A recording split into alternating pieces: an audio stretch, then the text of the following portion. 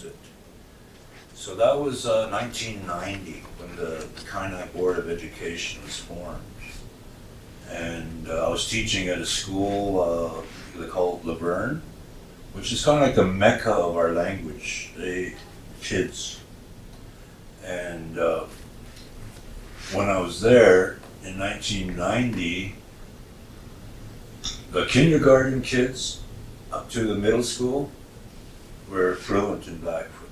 In fact, if I was saying some words, they would say, that's not how you say that. This is how you're supposed to say that. So they were like teaching me at the same time. And then when the board was formed and they said, no, we're going to use the phonetic style. No, excuse me, linguistic. Oh, the linguistic style. That's Francis stuff in the University of Blackfoot. So Anyway, they were using the IPA, what is the phonetic style. And then I went to the States for a few years, like about 10, 12 years. I came back in 2008. And then I went to that same school, and from 90% fluent Blackfoot to less than 10%. In less than 20 years, it was lost. Well, basically, that. So then I decided to start the language again. Can I have them out?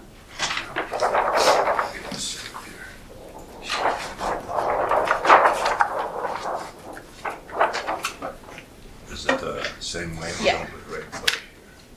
So in other words, there's quite a bit of a history to, how we've been approaching it as keeping it. And because of the two main approaches that were being used, the linguistics was just too complicated. And even for those of us that are fluent speakers, no. Okay.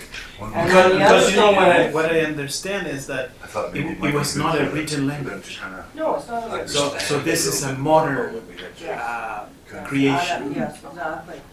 So at the time of contact with those that were coming into the territory, the non-natives, and especially the ones that developed some really close relationships, like Sheldon, some of them, is that in some of their earlier journals, and reporting, is that they were using the phonetics, the IPA, and way back then already. Thank you. In their journals. The Westerners. Pardon me? The Westerners. Yes. So say, for example, the one that I mentioned, he's really interesting to read. His name is Schultz. And he did a fairly good chronology of his life within amongst the Abskapi Bikani. Those are the southern Bikani. And they adopted him. So this whole notion of welcoming, we were welcoming people. Didn't matter what. As long as you passed the test of what it is to be a Nitsita. Okay? And seriously, I could take a look at you because I'm old enough now, or any of you in here, unless you're really, really good, that I would be able to immediately tell on first impression, and everybody can do that, if you're really astute to languages, if you are a real person. And a real person simply means somebody that's honest, respectful, kind, all those good traits that every cultural, any kind of a grouping, those are the basic teachings. So that's why the word Nitsitapi translates into, even though we identify ourselves as such, translates into real people. So it doesn't say, oh, my Nitsitapi, that person over there is Blackfoot. That person is a real person. Okay, zum Beispiel, where did they come from? Just let me know when you're ready. That's one of our main words too. Keep on going. because One of I'm our main passing out words is stuff. small feet. Thank you, sir. Small feet. Small feet. That means be quiet or shut up. That's what I was just telling you. Keep them off. You're sitting in hill, because in hill, taunting him. Taunting him. So we've had a history. Now, the thing is, when you've got an academic institution and one that's very well established, like the University of Lethbridge, and they are the ones that are the forerunners in the development of the Blackfoot linguistics, they're not going to drop it. There's too much money that's been expended, okay? And also that's a part of, academia world, all this stuff. So they're continuing to push it. And the support is still being held by, Gunny is in on it now. They're just trying to figure out different methodologies, to effectively how you go on. So for me, my question right along is that, and I'm sure Sheldon too, is that, well, where did it go wrong? Was it linguistics? Was it the phonetics? Or was it methodology? Did we not have adequately trained, individuals? Did they not train the speakers in order to be able to teach it, or did they just throw them in there and start teaching the language? I don't know, because I haven't been privy to that whole process, nor have I had an opportunity to observe, a class in session and just to kind of see where, how they're approaching it. What Sheldon was talking about when the school had a high fluency rate in Blackfoot, what method was used to teach those? That's what she's just been talking about, what they gave from the University of Lethbridge. So maybe that was method, the confusion.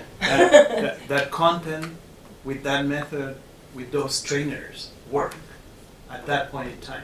I don't know. I mean, I've never, because when I first started the dictionary, they call it the Blackfoot Dictionary, even though I'm semi-fluent, I couldn't say those words in the phonetic way that it was spelled. It was just too confusing.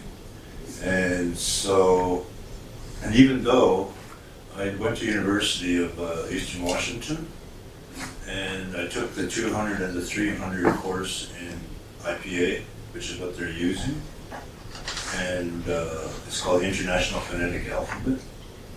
And I still, even though I might have aced it, I still couldn't really use it. So I went back to the syllabics. And the syllabics, well, I guess we should get started. Yes. Yeah. Cameras look good. I think you're good, Sheldon. All right. So what I'm giving you right now, if you want to take a look. A minute. Oh, a minute. geez. I'm having a moment. Technical Rosie She got bucked off. Oh, wow. Just The dealing with- cinch strap was it on? Whole lot of gravity. Okay, so can we look at this just to give you an idea of the Blackfoot Confederacy? Okay. As you can see, it goes from the south. There is a what they call Fire Mountain in Wyoming that has one of the oldest effigies of Nazi. We don't even know how old that might be. And so the way is that he came up from the south and somehow got that effigy marked, and he went all the way across the mountains to a place called Blackfoot, Idaho. Okay. We had a lot of history with our association with the Utes. Okay. We called them the Snake People. Okay. And then he went up the backbone of the world, all the way up. There's some they say that the North Saskatchewan is the boundary, but Dene and Cold Lake say that the Blackfoot goes all the way up to Cold Lake.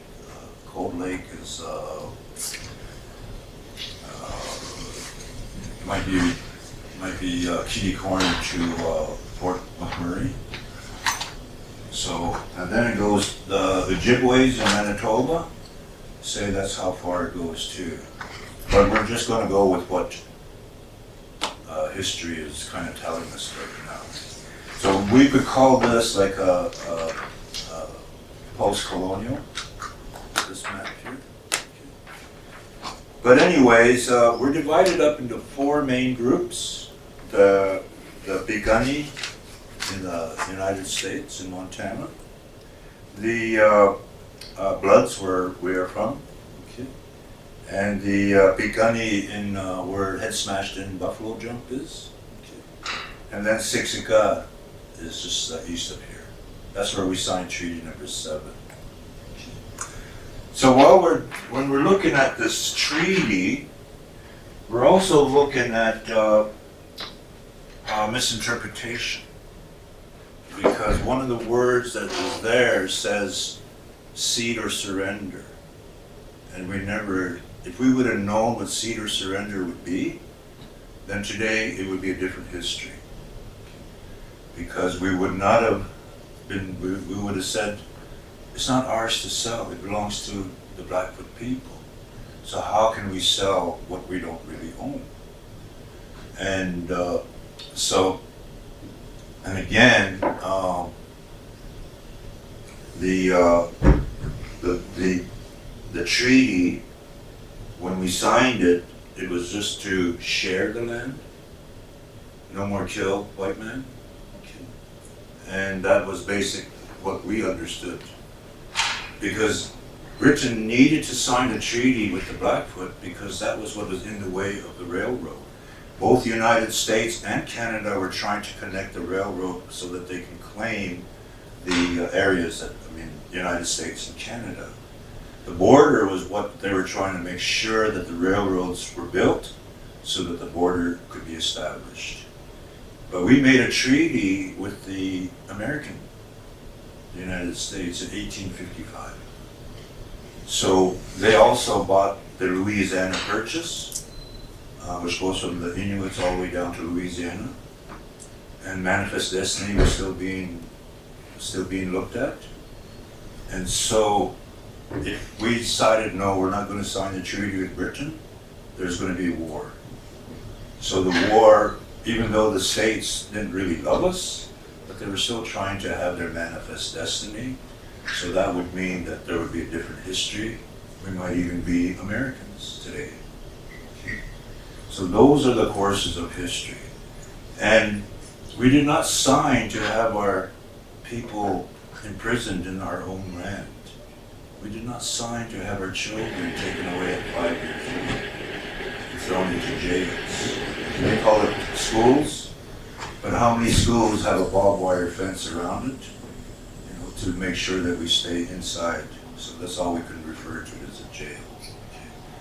All of the stories you might have heard about residential school, unfortunately, I'd say 9 out of 10 stories are true. So that's kind of where we're at. So, now this part here is kind of for your own information. Okay? What it is to give you some kind of an understanding as to why the impacts of residential schools.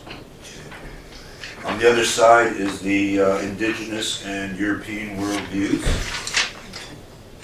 So when we're looking at these, then we're starting to understand why it is the way it is today. Okay. And I'm a part of it, we're both a part of that. Okay. I was taken away for my granny, and she was also, when I was 5 years old. And so I'm one of those survivors. I couldn't go home for 10 months. Even though my grandmother worked at the school, I couldn't see her or even talk to her because she would lose her job. So we would have to just kind of look at each other, pass through when we see each other, but we couldn't talk to each other. So then, all of this is where, you know, they call it DNA memory now. When the Holocaust survivors from the Auschwitz camps, when they, their children were affected by the traumas that they were, what they had experienced in the camps, they were experiencing the same trauma that their parents experienced. And so that's where they call it DNA memory. And that's why I'm starting to understand why our youth, why they are the way they are today. Because a smell could trigger off trauma. A sound could trigger off trauma. They don't understand it. My daughter is 32 years old. And when she was 7 or 8 years old, she would I'd have to wake her up from the screaming nightmares that she would have. And then she would say, I would say, well, what are you dreaming about? So, oh, Dad, I can't tell you. And when I think about them, I just start to cry and get scared. And I go, okay. Well, throughout her life, she's had some problems. And so she came up to stay with me about 5 years ago. And so the one night she started to scream again. And finally I woke her up and finally I said, you're old enough now to tell me what you're dreaming about. In the school that I was at, there was this man that would come in and he'd be dressed in black. And he'd have a veil over his face, a black hat. And he'd go over and pick up one of the children, take them down to his room and abuse them. And I met a colleague of mine, his name was Billy Blackfoot, and we were talking on the street, and he said, and I said to him, do you remember that man that would come in, he was all dressed in black, and come in and take one of us? And he said, yeah. And then he kept looking at me, and he said, finally he said, don't you remember, Sheldon? And I go, no. He said, you were one of them. So the experience that I had was blacked out or taken away from my memory, which I'm really, really thankful. But that's the dreams that my daughter is dreaming about. Those are the nightmares that she's going to have. So that's why when I found out about DNA memory, then I started to understand what she was having to go through. So these are the things that we're trying to give to the outside people that don't know too much about really what happened. That's why I put that there, just for your own little reading. Okay. Now, if we can go to this.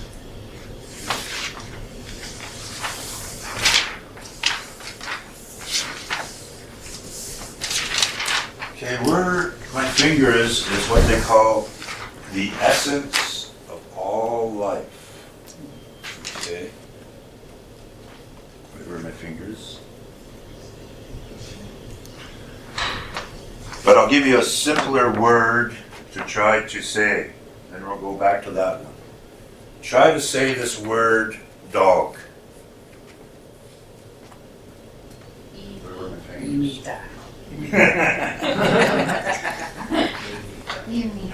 Good? Good. Okay. Now let's go down to the essence of life.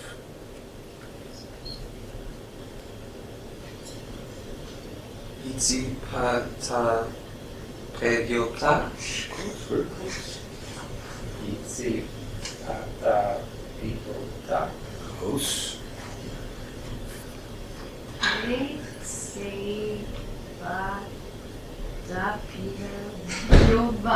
Close. Good, good. Itsipata Pegyota. So you're starting to see that we just adapted our own kind of phonetics to it, but this is the black letters are the phonetics that they're using today. Below it is what we just tried to adapt it to, so that we're trying to make it as easy as we can. So now we go to this page.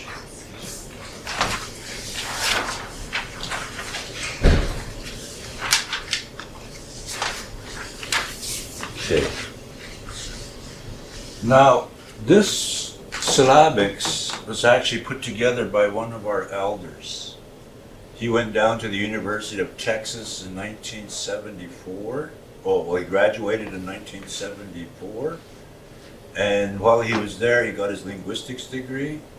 And he adapted this from Sequoia. He was the Cherokee chief in the North Carolinas. They called them the 5 civilized tribes.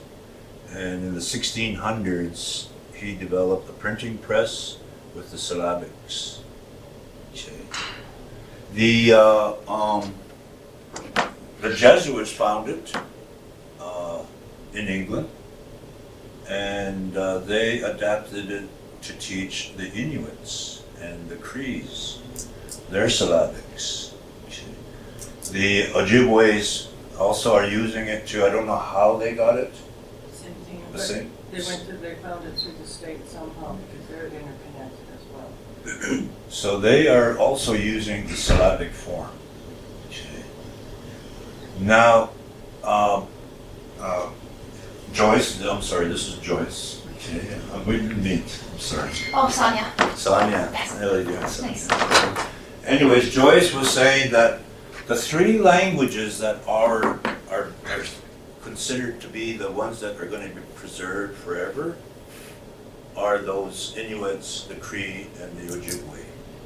And they're all using syllabics.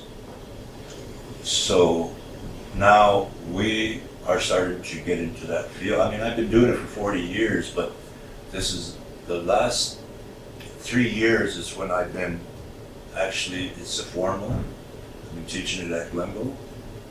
And I've been at Glenville for teaching as an educator for 8 years. And the 8 years that I've been there, I've taught over 170,000 children. The syllabics we started 3 years ago, I've already taught over 15,000 children. So it's becoming a big thing in Calgary. But not only, all I'm doing right now is giving them the basics of it, a few little stories, that's kind of why I have the chair there, to introduce the language. But at the same time, we haven't really been able to put the culture base to the language. So that's kind of why we're here today, just to show the teaching and the instructional methods. So, now again, Tiny Man was his name, Floyd Heavy Runner, and so he adapted the syllabics to our sounds. Okay. We have different sounds from the other First Nations. And so what he did was he put the vowels on the top, the consonants on the top, and the vowels on the side. Okay. So when we're looking at the top line, you're going to see they're all pointing to this sound. And when I say the sound, you want to sit in on this? If you say the sound, when I say the sound, repeat it after me. Okay.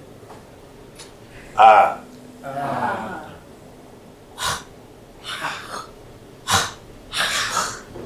Ga.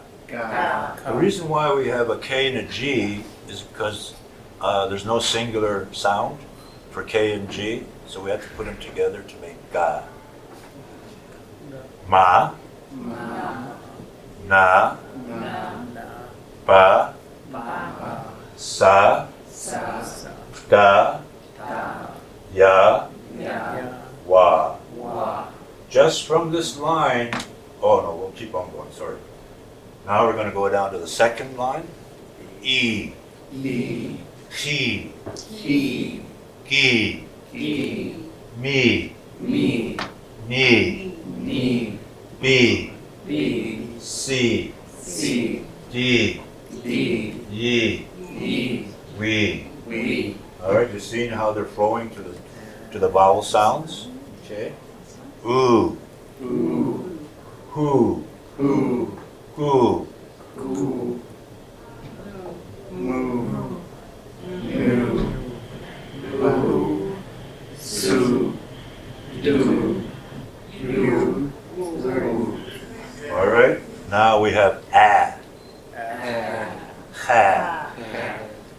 ga, Ma, na, ba, sa, da, ya, wa.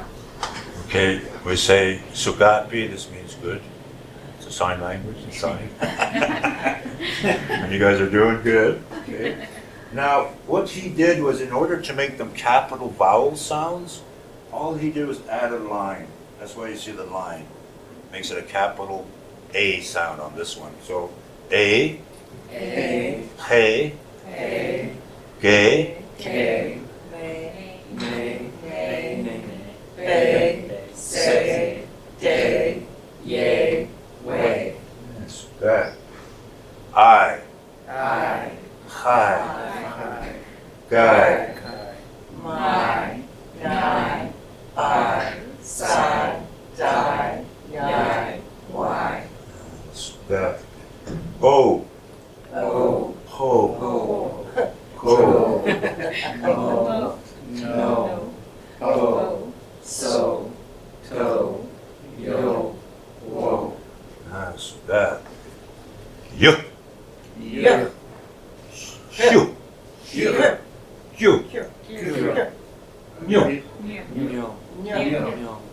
Yo. Yo. Yo. Yo. Wo. So, now we're gonna go 2 words right from just this right here. Ah, what do you think that means? Yes. Sa, Sa. oops. That means? No. All right. Yeah. Yeah means it's So scary. Sheldon, so Scary. no would be that, that That's sa. plus the triangle. This is, yes, this is ah, Ah, and this is no. Sa, but it would be that symbol plus the symbol. Yes. Yes. ah means yes. Sa means no. So just alone, they stand alone, you don't combine them on this. Oh, you don't come. No, you don't combine them, just say Because you're there's just 2 using words. that A sound, hey? I see why you think that, but it's Yeah, I was putting them Right. to. So just that- So that one on its own is Yes. sa. yeah. Ah is yes, sa is no. Okay? I'm gonna blow my. So, now we're going to create these are what we call standard words. Okay? A, gi, E. agi. Aki. That means woman. That's when you combine them. That's when you combine them. What is your name again? Aki. Yvonne. Yvonne? Ah. Yeah, there you go. Yeah. Yeah. So, If I get a stroke, just take me home. That was So- a great question. we'll go with ma, Ah. da, Da. gi. Ki. Ma, da, gi. Mataki. Mataki. Mataki. Mataki means potato. So, Not men. for, Some men. How would you spell bataki? Bataki? What? Bataki. That's a Dialect. Blackfoot, Siksika. That's their way of saying potato. Oh, So those are the slight differences amongst the Confederacy. Because he's already introduced you to the tribes. So there'll be just slight differences, maybe not too much, but this is one. The Amskapi, Picani, the ones in Browning or Montana, they'll say Okutokyatpi, which means looks like a stone. Looks like a rock. Oh, good to get. Yeah. So I have a question. So Uh-huh. because they like the K and G sounds are the same Phonetics. the same phonetics. Do you pronounce them differently, or does it depend per word?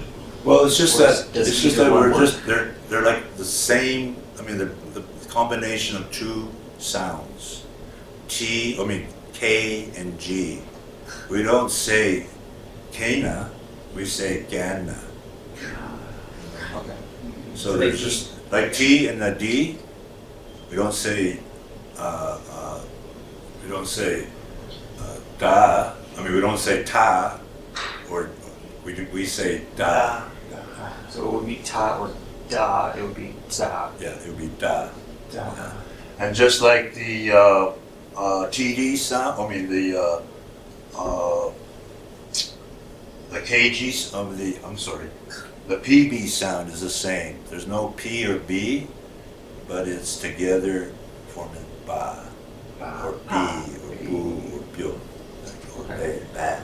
So it's both at the same time. Yeah, they're said at the same time. All right. So just like when you're learning the alphabets when you first start off, that's the same concept. So you've got to be able to figure out like how they say ah, oh, ah, you know, the vowels and consonants. Same thing, that's what Sheldon is doing right now. So once you get familiar with that alphabet, the way that the consonants and the vowels, that's what you need to concentrate on for the proper pronunciation. It's okay if you're learning and you're not saying it properly, because that's what we try to correct you on. But the main thing is just at least try it so that we can correct you on it. Or say as or that, you know, that kind of stuff. So let's go with an animal. E. E, Ni. ni, Ni.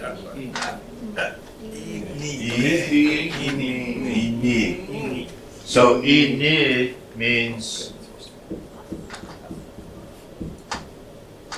buffalo. Okay. B. B, B. Da. beta. Beta means eagle.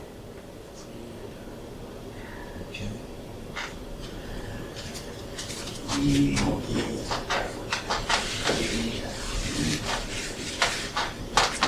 All right. Now let's go with what is called an inflection. This is where it gets a little bit tricky. A little bit tricky. Okay. Now the common way now to say hello is this. Okay. Who wants to say this? Okay. Okay. Okay. Okay. Okay. So Some the will proper say, way to say it is we come down here and we use the O, Oh. okay? And then we go back up here and we use the ki. So now O-ki, Okay. okay?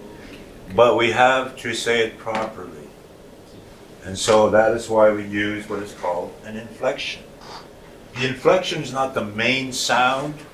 It's just, it can be the beginning sound or the ending, kind of like buffaloes. The S is the ending sound. Okay? So, when we say it, we're going to put this inflection. And then you're going to say it properly. Okay. Okay. Yeah, there you go. Exactly. Okay. Okay. There you go. Okay. But inflections can also change the word. Same main sounds, but now we're going to change the word with an inflection. This again is the inflection. So we're not going to be saying, in this case, we're not going to be saying okaki. We're going to be saying oki. Okay. Here, o-ki. We're not going to say it like that. We're going to say oki. Oki. Yep. Right there. Oki. Okay.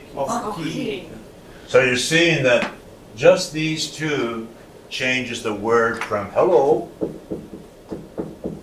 to Oh, okay. water. Oki means water. Oki means hello.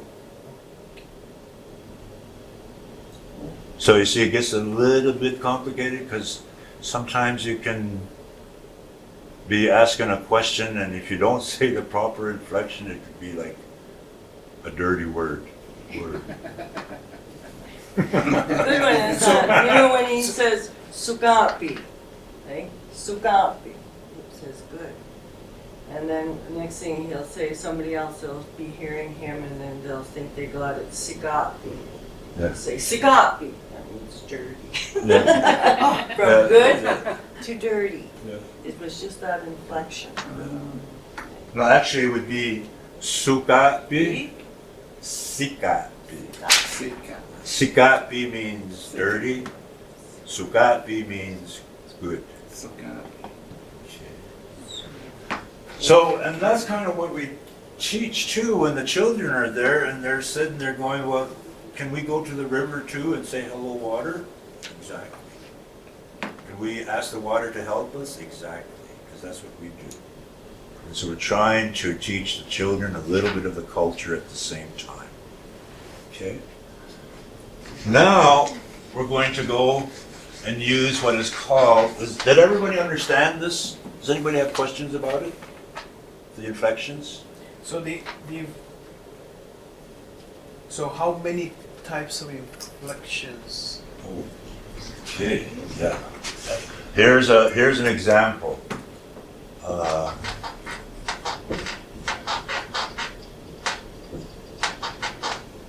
That's chick. Okay.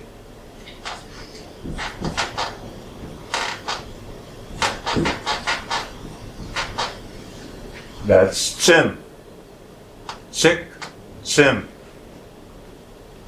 This is the inflections. Should make them smaller.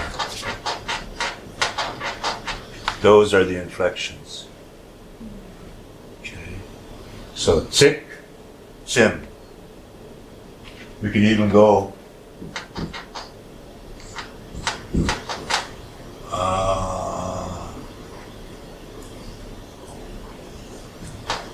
sip.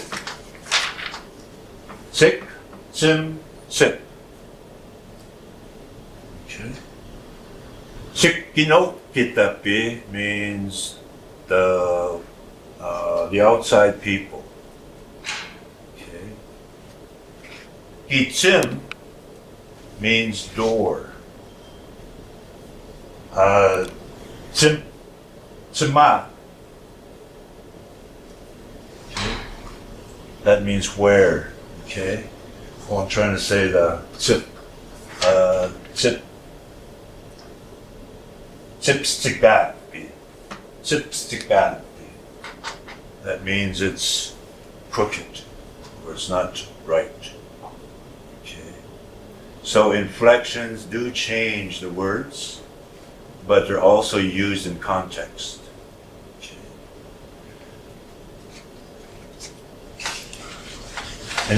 Any questions on the inflections? So how many words? How many words in Blackfoot?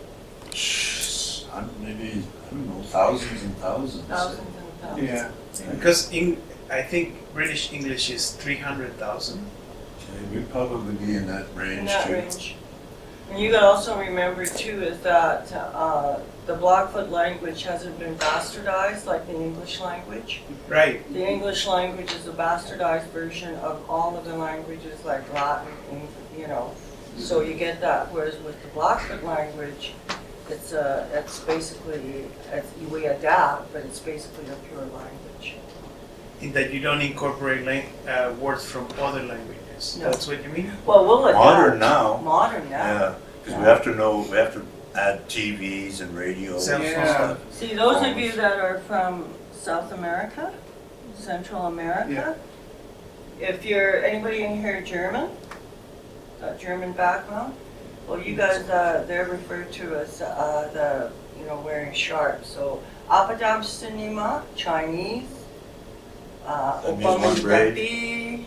So, Skekespe, the Sioux. So it didn't matter what the tribes, we all had names for them.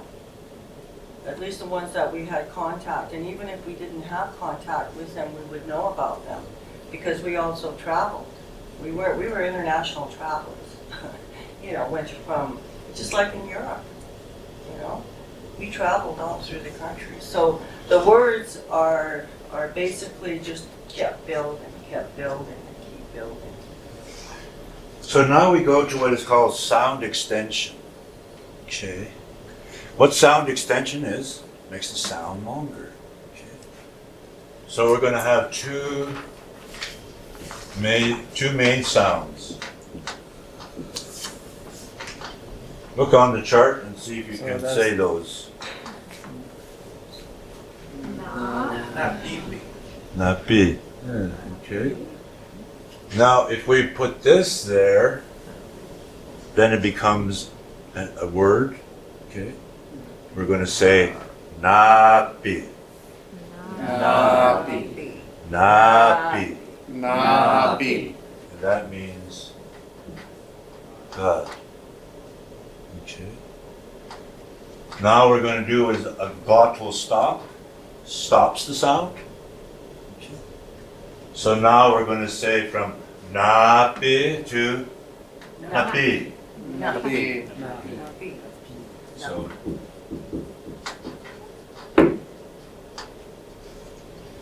see what I mean about inflection, sound extensions, and glottal stops? Yeah. Okay. They change the sound, they change the word too. Napi. So we're not trying to make it difficult as it is because they say the Blackfoot language is one of the most hardest languages in the world. Okay. But this way, children now, I thought maybe kindergarten, they wouldn't be able to grasp it, but they seem to have grasped it easier than their own alphabet. Yeah. So we do exercises at the end. So that's the basic sound of the church. And what we're doing here is when we, right now we have the app, a start, where if you hit the cursor on this one, it'll say ah. If you go all the way down hitting them all the sounds will come up too. And then once we get going with the games, then you'll start to do your own versions, and then you can just kind of, if you happen to hit the combinations, they'll say that the word that comes with that combination. So if you're experimenting, you're playing your own game, and then pictures will be coming up, rather than translations. Because trying to translate one word, there was 14 elders here, and it took them an hour to translate one word. Because they so many variances, just like with the glottal stops. So somebody said, no, I think this is what it means. And they would all agree to that one word because of the translation. So instead of trying to translate it into an English, when the word comes up, the Slavics will be there, but the picture will show the word rather than the translation. So let's say we say mistis, which means tree. Okay? But there's so many kinds of trees. So the generic will just say a tree. Okay? And then we'll go, how do they say cottonwood again? Nitapist.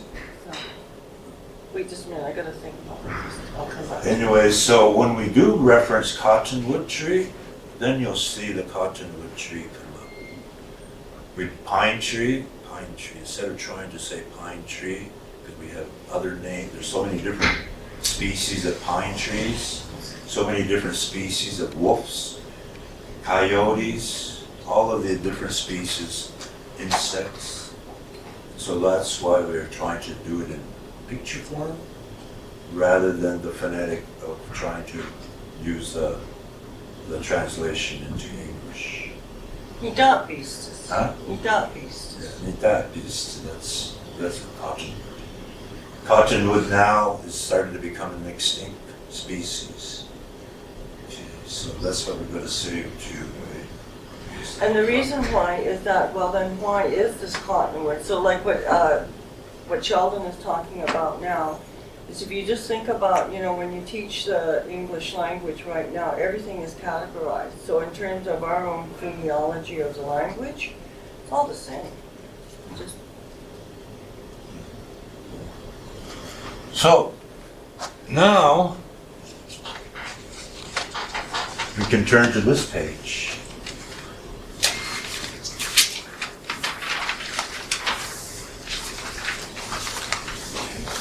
Actually, we're changing this. It'll be a double side because we haven't had put the syllabic form on this yet. But this is what we do at Glenbow. Okay. So let's say we say the first word.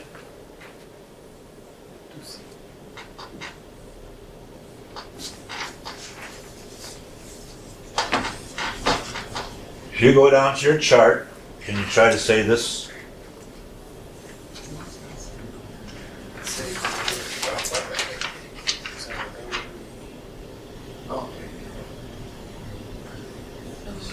Okay. yeah.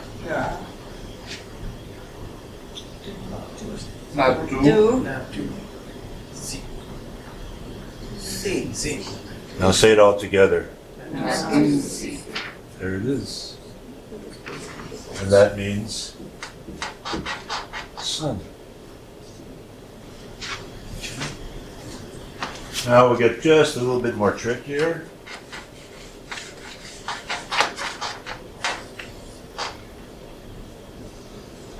I'm a very, very bad artist. Okay. So,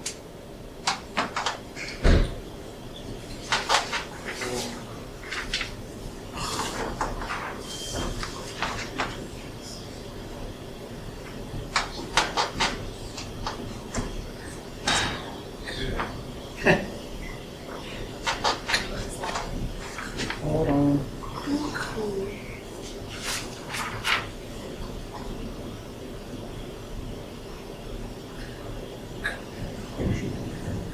Hold on.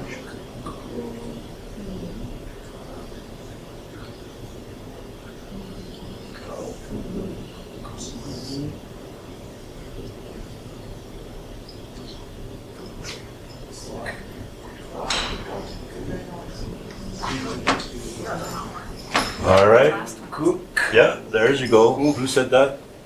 Okay, good. Cook. Me. Me. E. E. Yeah. People make peace. People make peace. Kokomi ki sum. Now let's all say it together. Kokomi ki sum. Kokomi ki sum.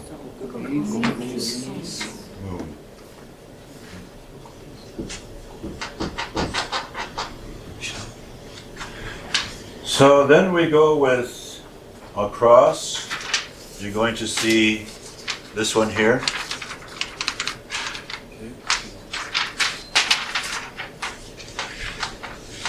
My Sheldon, so also when, like when he's going with over Google Meet Pete Zoom, so that's where the cultural content comes in. Because for those of us that are fluent speakers, or speakers, Google Meet Pete Zoom just isn't moon, grandmother moon. So we look at the moon differently.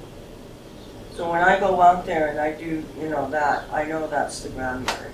Okay? So just like Napi Natusi, the Father, the God, the giver of life. So in that same context as the Creator. So these are all concepts that are coming out of these words. What Sheldon is doing now is giving you the basics. So when the beginnings of the language are, in cultural content, then he begins to explain these words within that context. Okay, so let me try this one. E,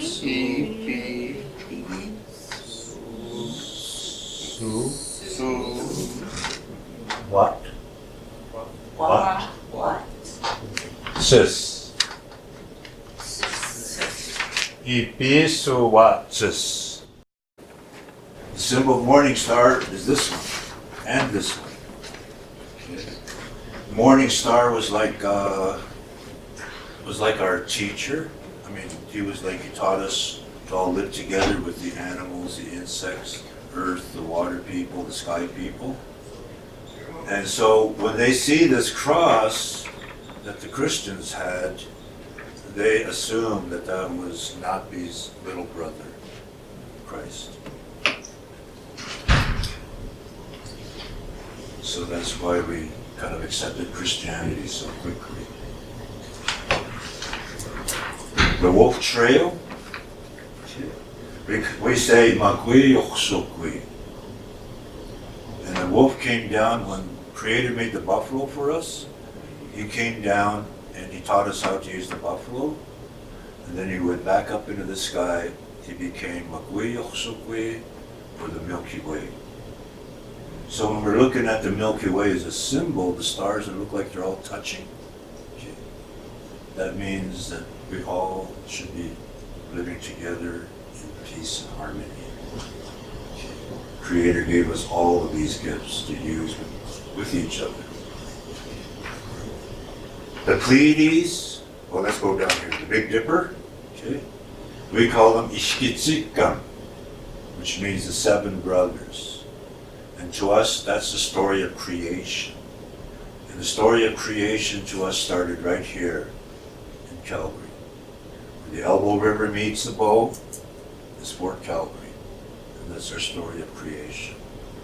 All the way around the world, we came back here. Okay. Pleiades, now that is meant for parents. They call them the bunch stars. They only, in the fall time, they come up. Oh yeah, fall time they come up, springtime they go below the horizon, the northern horizon. But this is for parents, because sometimes we get upset with our children. And we're going to say to them, all right, time out. Or, you're not doing what I want, go to your room.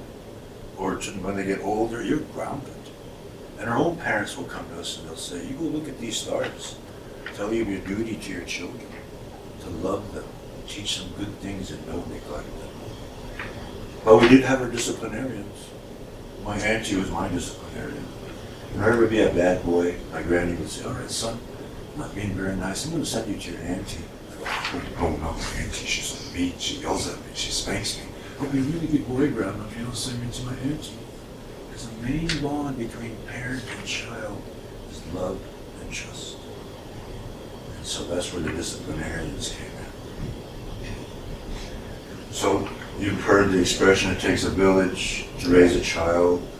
Every adult in that village is responsible for every child.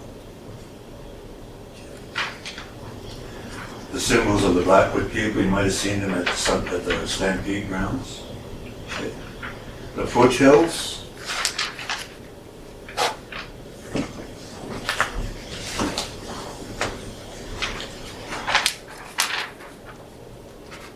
This is what we teach at Glenville.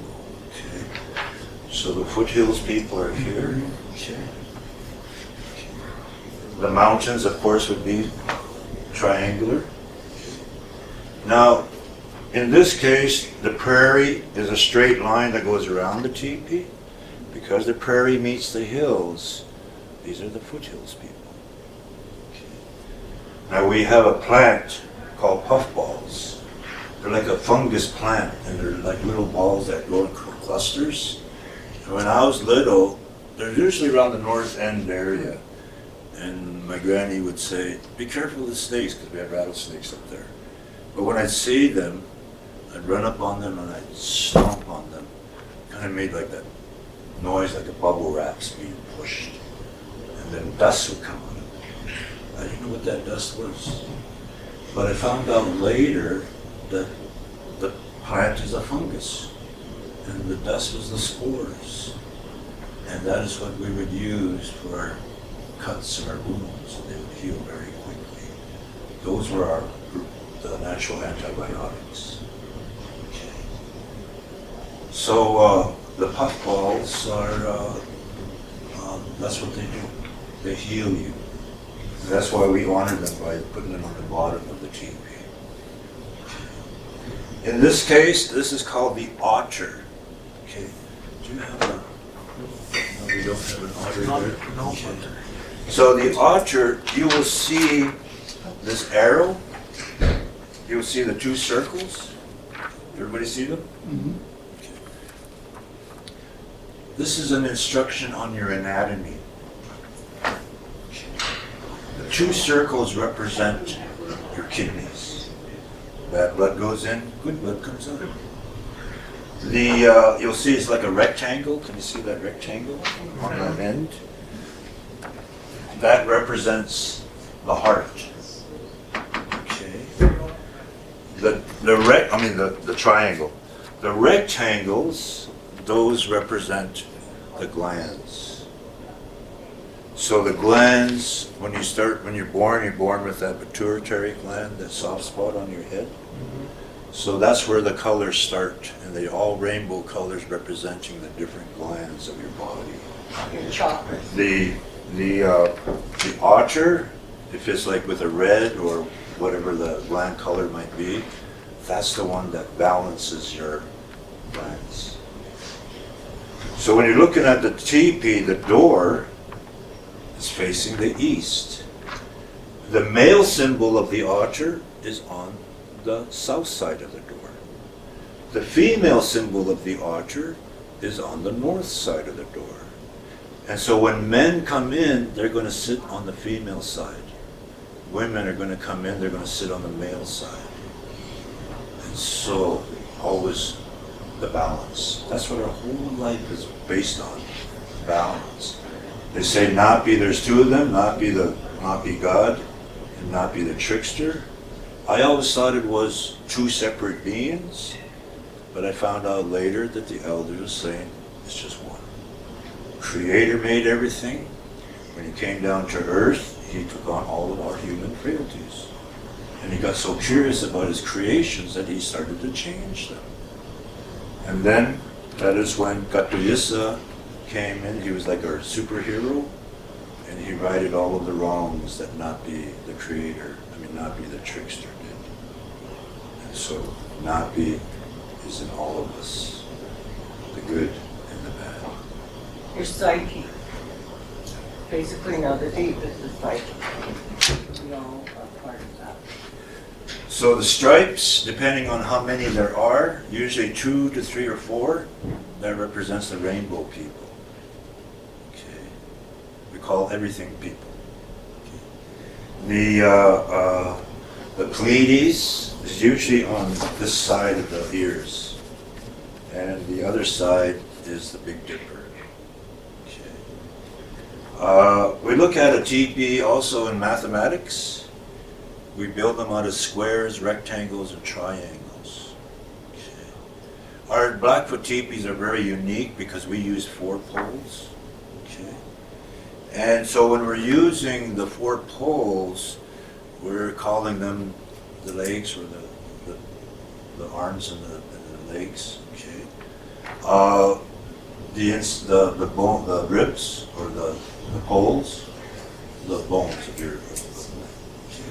The skin, we have a backbone, we have the breast, the buttons that are connecting the breast, those are referred to as teeth. The rocks used to be put down to weigh the teepee down, fingers and your toes. So we look at the teepee as a sacred entity, and when the door is there, when we're going inside the door, we're going into Mother Nature's womb, and she's protecting us from all of her elements. Okay. So we have pi, where all the teepee poles fit. There's like a little square. They all rest against that. That's pi, or what we call infinity. And the angle of the teepee the Earth's axis. So you see what has happened with us. So, And also the painted teepees can only be acquired through a dream. And they're also, essentially, they're also our journals. So what he just explained, what Sheldon just explained on the teepee and the anatomy, that basically is a medical kind of a journal that says, okay, this one had issues with kidneys, and the puffball was used as the medicine. So if you guys go up to Heritage Village, they have the Yellow Otter teepee, or the Yellow Otter Lodge. And with that one, the man that went up to Slave Lake, what's the name of that river? See, that's part of that whole area. yeah. So anyway, he goes up there, and someone in his family was sick, or it was him. So what he did was he went up there and went to fast and do a vision quest, and that's when in that dream state the answers will come, or you call on your spirit guide.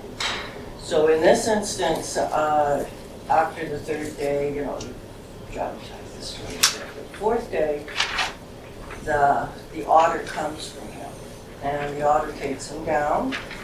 And so when he's down there, he tells him, well, you look up, and that's when you see the colors, hey, the colors of it. So for this, that one up at the Heritage, the man must have come to ask him for, there was something wrong with the kidneys. It's the kidneys because of the circle, okay? And the puffball was the cure. So when you think about it, that whole, his vision came and he went back, and that was the acquiring of the Yellow Otter teepee, Ixie soups. That was theirs, and then it was continually handed down. So that eventually Mount Lewis transferred it over to the Heritage Village. But that's just an example of these painted lodges. And if it's white, then it's just a, you know, practical house. It's still so- sacred. Go ahead, yeah. So like here's one teepee. Okay.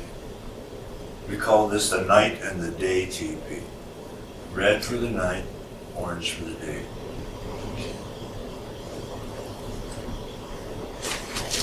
This one we refer to as the crazy dog teepee. That's my mentor. That's the one who was developed the language. He was the leader of the crazy dogs in Brown. So you see the mountain design. You see the prairie meeting the mountain. There's only one place in the prairies where one place in the Rockies where the prairie meets the mountains. And that's in Waterton Lakes National Park. So that's where this teepee came. That's also where the start of our ceremonial bundles come from, in Waterton Lakes. So, and the story of the crazy dogs actually comes from a dream of a 10-year-old boy. And he is the one who saved his dad's war party. And the coyotes that saved him were the ones that gave him this teepee. So you'll see the stripes on there, rainbow. If it was on the back, you would see the cross on the back representing Morning Star, but also the dream symbol. And the dream symbol is where we communicate with the creation. So the crazy dogs, the two circles represent meteorites or shooting stars. To us, meteorites and shooting stars were also a good luck symbol. Okay, and wish upon it too. When I was little, I wanted a red wagon. I seen my granny said, "Oh, you should make a wish, look at that." They were going, "I want a red wagon," I said to myself. I didn't tell anybody, but when I got to my birthday, there was my red wagon. And the same thing with the tricycle. When I wanted that, it was there. I'm still waiting for my Lamborghini. But that is what this is. of stars. This one, this one here is the Punuka teepee, okay, the elk teepee. Now, the prairies. The elk is in the mountains, mostly. Okay. But when Creator made the elk and the buffalo, he put the buffalo in the mountains and the elk on the prairies. And he said, man, this ain't working. So he took the elk, put them into the mountains, the buffalo on the prairie. We refer to this as the prehistoric elk because it doesn't have this rainbow. So the story of the flood is the rainbow.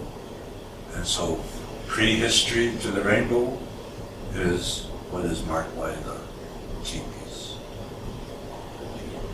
And the elk is a reference to it. You don't even see the heart on this one. So that's how old this teepee is. So, now, what time do we have? Are we almost? See you doing it. 12:32. Oh, we're way over, I'm sorry. Yeah, I wanted to tell a story that'll take maybe 5 minutes. There was a man, and he was checking his traps. And in one trap, he found a white coyote. And he looked at that white coyote and he thought to himself, I've never seen a white coyote. He walked over to the other trap. That one was a black coyote. He thought to himself, I've never seen a white coyote. I've never seen a black coyote. Something strange is going to happen today. And just as he thought that, he sees a flash of light. And he starts to look at the light and he doesn't know why, but he's like hypnotized. He starts walking towards it. The closer he gets to the light, he sees it's coming from a hill. When he gets closer to the hill, he sees a cave, and the light is flashing from that cave. When he gets to the mouth of the cave, he sees a big dirt pile. And then the light got brighter. And out of that cave came this huge serpent. What was strange about that serpent? It had one eye.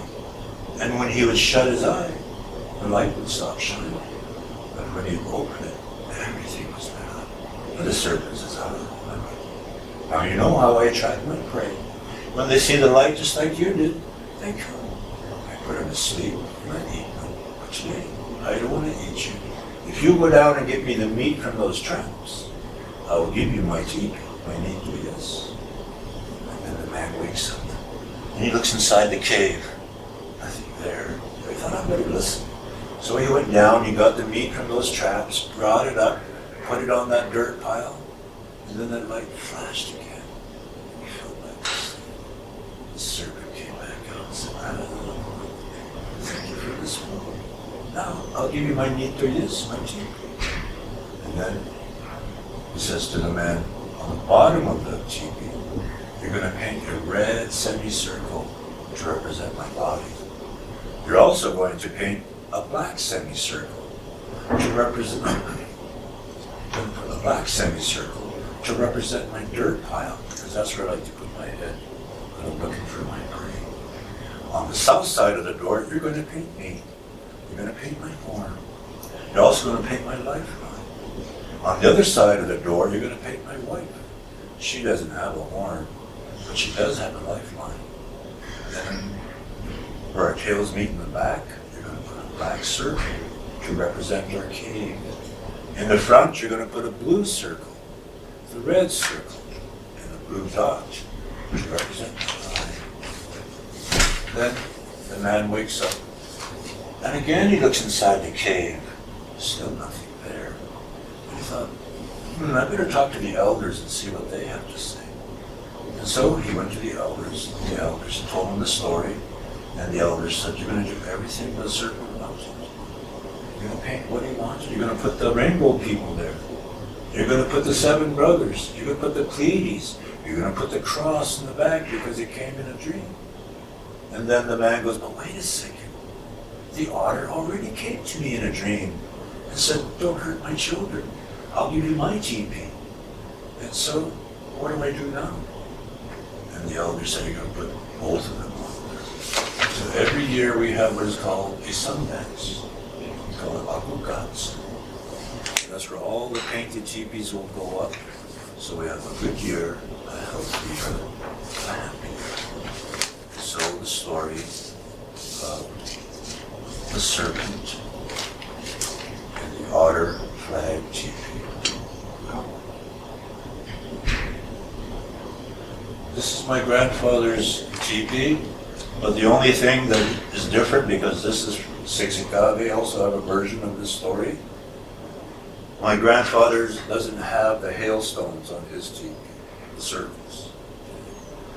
His serpent and his wife, they're painted white. So when he's telling the story and their guests are leaving, he's singing a song that goes with that story, and then he'll turn around and he'll look at the teepee, and the serpent and his wife are glowing at night. So that's my grandfather's story, and that's also his teepee. And the story is actually 3 to 4 hours long. I shortened it in 5 minutes. So when I did that, it becomes a myth, a legend, or a fairy tale. But if I did it the way my grandfather would do it, only in Blackfoot, we have 2 Blackfoot languages, old and new. And he would use acting or pantomime because the stories are actually plays. He would also use sign language because we had deaf people too. But that's how we communicated with the other First Nations. So in trade or in making a treaty or ask if they want to come through our territory, we would make this arrangement. It was all in sign language and in song that goes with that story. They're all told like that. That to us as Blackfoot people. So when we're looking at that concept and maybe using an analogy or a comparison, let's put it like the Bible. In the back of the book of Revelations, it says, "He who takes away from this book or adds to this book will suffer the same plagues within this book." Sing with us. If we don't tell the story the right way, we can go blind or lose somebody we love dearly. So the stories intact, the language, the culture, and also the history. The bottom of the teepee will tell you its history, where it was found or where the origin is, what part of the mountains or the foothills it comes from, and the story that's related to it. So every piece, here in Calgary, there's already, just in Edworthy Park area, there's 17 sites, that's just in Edworthy Park area, that we use on a yearly basis. So I'm talking to all of them, because this was a hub.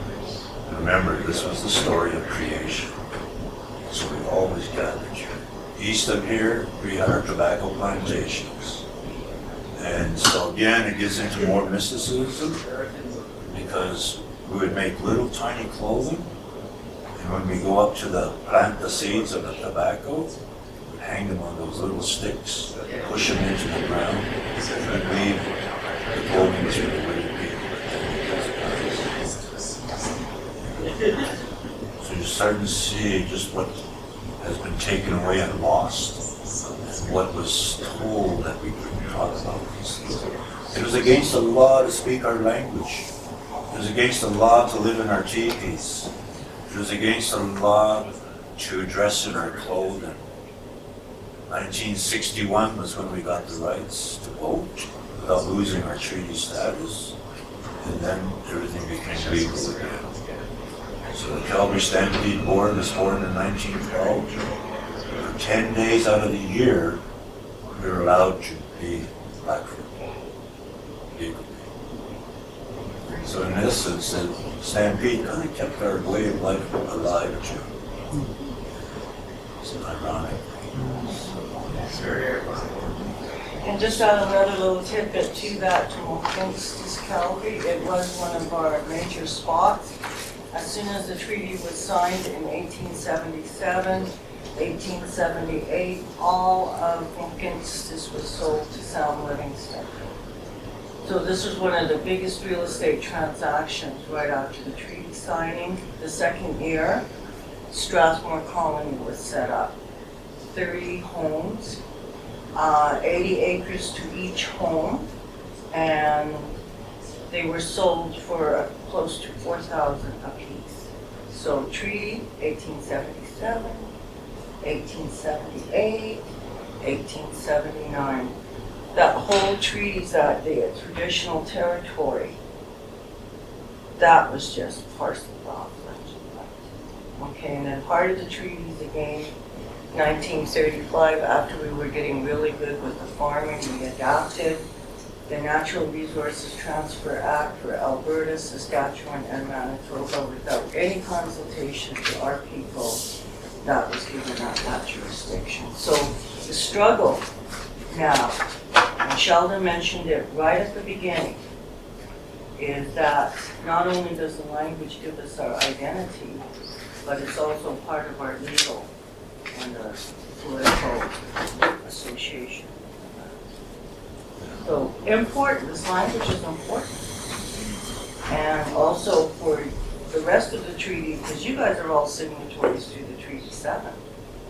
So therefore, it is your responsibility and your right as well to know the true history of the people that, your people and your ancestors, regardless of where you come from. Because the moment that you become a part of the Canadian fabric, is then you are also responsible to understand those treaties and the history. So a whole different putting it, and the language is what is the use, and that's what Sheldon is bringing to the table for you guys, and that's what the mission is. So it's not just frivolously learning it, it's to understand that history. And that's what Truth and Reconciliation is all about. Okay, Sheldon? At the same time, when I'm talking to the kids, whether they be from Calgary, Crossfield, Drumheller, or any of those areas, and when I say to them, do you know that there is a history below you? They say no. When I tell them all that we just went through, and at the end, I'll say, do you want to learn more about what's below you now? We want to know why. Why wasn't this taught to us? And I said, it just started to happen maybe 4 years ago, where we started to be able to come into the schools, and now it's becoming a big thing. Where Glenbow was practically sold out the whole year just on Blackfoot studies for the children, whatever age group. The kindergarten children again could learn this just like you did on the second line. They're already going through the same thing in kindergarten. They're already associated. When I come, like let's say I do the GP symbol, okay, I'll say Nituyas, I'll say Inni, I'll say Gayu, which means buffalo, so GP, buffalo, bear. And of course crab. By the end, when I do the trading area, and I'll say to them, what is this? Some of them will say buffalo, but you can hear some of them say inni. When I say, what is this? Some of them will say GP, or some of them will say Nituyas. When I say, what is this? They'll say bear, or some of them will say Gayu. So they're learning the sign language along with our their spoken language, and that's how you see them just kind of like amazed at what they're actually being taught. And so this is why this is so important. So what we're planning to do is we're planning to have a course, and we're trying to work, well, right now she's working with the Lethbridge Community College so that it can be an accredited course. So we'll have level 1, which is basically what you just went through. Level 2 will be more and more intricate into more words and uses of them. Third, fourth level is where the fourth level, and they'll all be certified. That is where we feel you can be able to teach the basics. So the teachers can teach, or you can teach your children. So that's kind of the whole goal of what we're trying to do with this language program. Not only introduce language, stories, the history, the culture. So that all of it is incorporated in this language. So, I thank you all for coming and spending a little bit more time than it was supposed to be. Thank you. And, Thank you, both to Elder Sheldon and Elder Price for joining us and providing us a lot of knowledge. So we're going to be using the filming today to kind of structure that curriculum in that. So definitely support it. So that's what this is now. Like I said, we want to be able to put those in. The city also has allocated monies for Indigenous studies. So that's who we hope, and there's quite a bit of interest in this. Well, hopefully the IGP will be a place the Indigenous gathering place will be a physical place to do some of this instruction and training. Oh, yeah. Yeah, hopefully. Thank Well, you we very have much. other places we're looking at, and that's the Blackfoot. And because it has all that ambience, like all of this things that I just showed you. So we're hoping that might be a place to. Thank you very much. Thank you. Thank you. Okay. Thank you, Sonia. Okay. Guys. Thank you.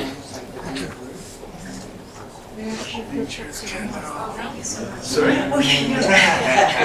So happy. And see all of the cards. So once you're Sorry done, for interrupting. Thank you very much. Thank you. Thank you for letting us know about this. Yes, yes, thank you. thank you.